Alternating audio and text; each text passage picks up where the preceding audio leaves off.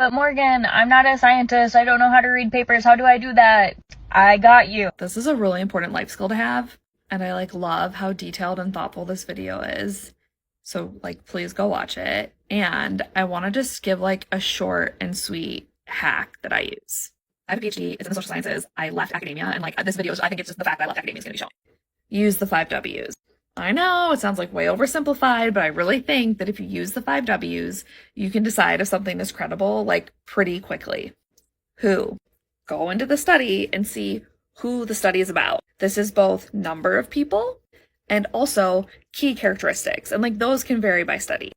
For instance, you might really care about age, or you might care about gender, or you might care about the job or career someone has, right? It's whatever characteristics a person might have that would be important to you in understanding whether or not you think this study makes sense, and if you think it applies to you or whoever it is you care about.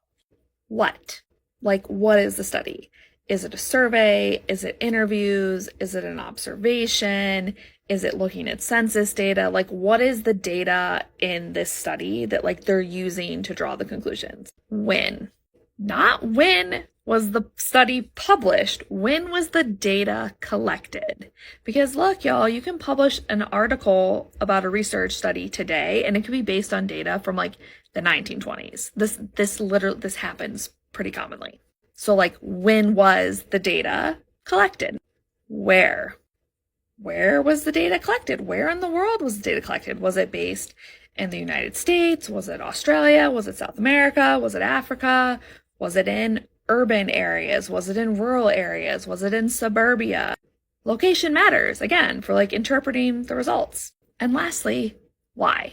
So the first thing I'm thinking about is research questions, what were they trying to learn, right?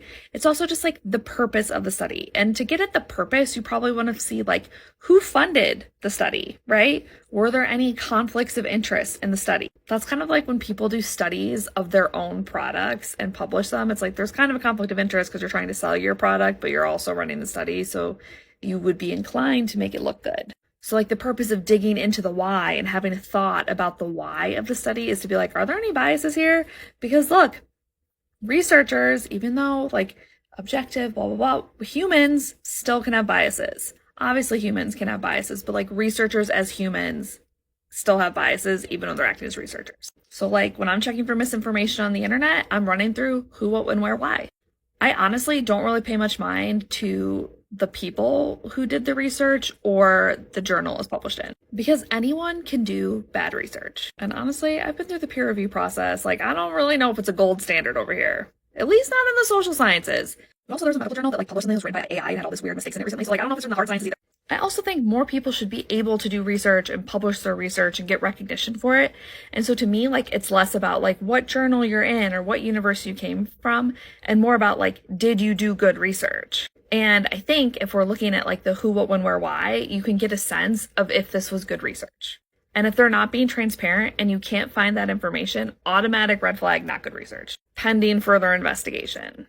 So yeah, 5 Ws. That's what I recommend. I think it's a good way to vet information.